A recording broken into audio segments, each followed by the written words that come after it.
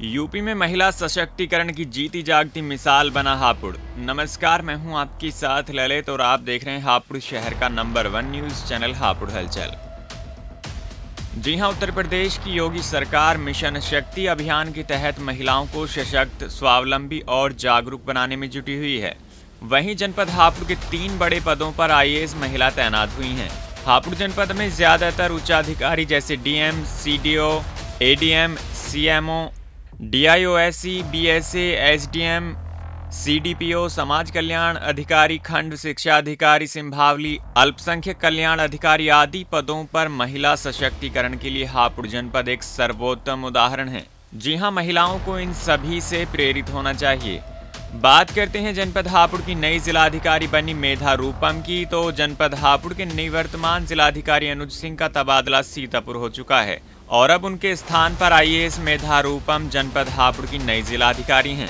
वहीं आईएएस अर्चना वर्मा जनपद हापुड़ में हापुड़ पिलखुवा विकास प्राधिकरण के उपाध्यक्ष पद पर तैनात हैं।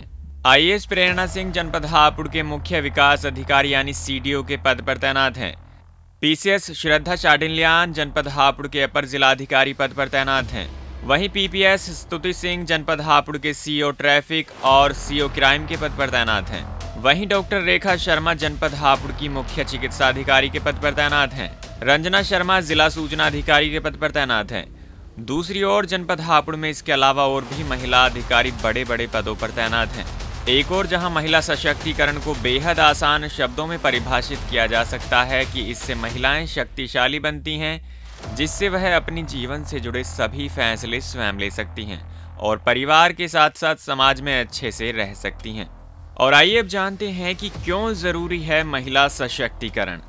तो आज के समय में लगभग हर जगह, चाहे वो गांव हो या फिर शहर, हर जगह महिला सशक्तिकरण पर चर्चा हो रही है। लेकिन इसके वास्तविक मायने कितने लोग समझ पाते हैं, ये कहना मुश्किल है। हमारे भारतीय समाज में महिलाओं की अवस्था में काफ़ी सुधार हुआ है, लेकिन जिस तरह स्वस्थ रूप से सुधार की कल्पना की जाती है, सुधार हो सकता था, लेकिन वैसा सुधार नहीं हुआ है। आने वाले समय में महिलाओं को सशक्त बनाने के लिए इस दिशा में अभी बहुत कुछ करने की आवश्यकता है। वैसे पहले की अपेक्षा महिलाओं की दशा पर सुधार तो हुआ है, लेकिन अभी भी देश की आधी आबादी अपने अनेक अधिकारों से वंचित है। आखिर ये महिला सशक्तिकरण क्या है, इस पर विचार करने और एक स्वस्थ और बड़ी चर्चा करने की जरूरत है। लेकिन विचार और चर्चा करने से पहले हमें चिंतन करना होगा कि महिला सशक्तिकरण का सही अर्थ क्या होता है। दरअसल सशक्तिकरण के साथ यह भी जानकारी होनी चाहिए कि हम कहीं सशक्तिकरण के नाम पर अराजकता तो नहीं फैला रहे, कहीं हम समाज में प्रचलित रीति रिवाज और प्रथाओं का उल्लंघन तो नहीं कर रहे, हम नारी स्वतंत्रता का गलत फायदा तो नहीं उठा रहे, कहीं हमें गलत फहमी तो नहीं है कि सशक्त होने का मतलब ही मनमर्जी से जीना और सामाजिक रीतियों को तोड़कर अपनी अच्छी बुरी हर ख्वाहिशों को पूरा करने की कोशिश कर रहे हैं।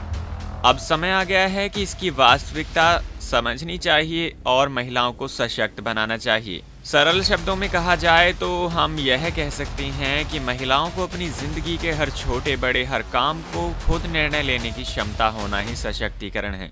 जी हाँ, अपनी निजी स्वतंत्रता और खुद फैसले लेने के लिए महिलाओं को अधिकार देना ही महिला सशक्तिकरण है। और अब सवाल ये उठता है कि क्या महिला सशक्तिकरण संभव है? तो इसके लिए सही जवाब है कि जब तक महिलाएं खुद अपने आप के दैहिक, मानसिक और शारीरिक हर तरह से खुद को पुरुषों से ऊपर समझें और उनकी निर्भरता की सोच से बाहर आएं। खासकर हमारे पारंपरिक ग्रामीण समाज की महिलाएं जो अपनी इच्छा शक्ति, स्वतंत्रता और स्वाभिमान को दबाकर जीने के लिए मजबूर हैं।